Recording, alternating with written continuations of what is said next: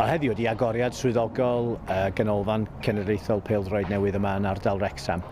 Mae wedi bod yn cael ei ddefnyddio ers dipyn rwan, ond mae o yn rhan o'r cynllun sydd gennym ni fel Gymdeithas i ddatblygu cyfleusterau yng Nghymru. Ac oedd o'n bwysig iawn cael un fan hyn, achos wrth gwrs mae pawb yn gwybod mae hanes y gêm ynghlwm a'r ardal yma.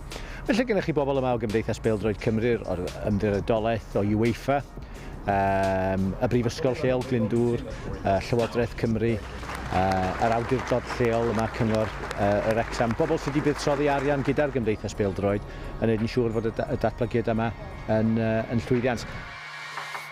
It is about developing the next generation of talented players, but here we also have a community facility with a third generation artificial pitch, and that's about developing the community dimension as well.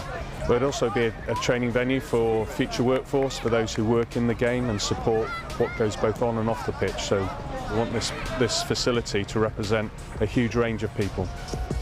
You know, when you've got players now playing international football that are involved with clubs, Cat 1 clubs that have got Deso pitches and the best of everything, you know, we need to compete with that and give them the best of everything when they come away in international duty. So this will certainly help us achieve that. We've been fortunate enough already to use it within the 17s and 19s, and the 21s use it as they build up to the Belgium and Germany game a couple of weeks ago. So we have been able to use it up until now, and really impressed with it now.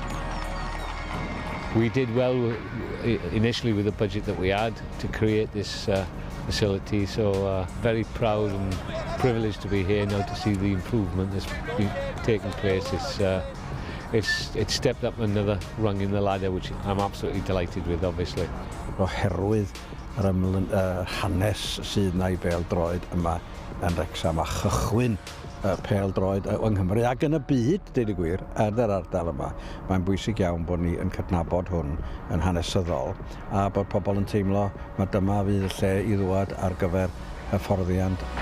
Pen o'n i'n ifanc blynyddoedd yn ôl, dyma lle o'n i'n dod Wrexham I wylio gemau rhyngwladol, dyma lle oedd Cymru'n chwarae rhan fwyaf o gemau. Mae hynny wedi diflannu oherwydd sawl rheswm dros y blynyddoedd, falle fod e'n neud efo cyfleusterau.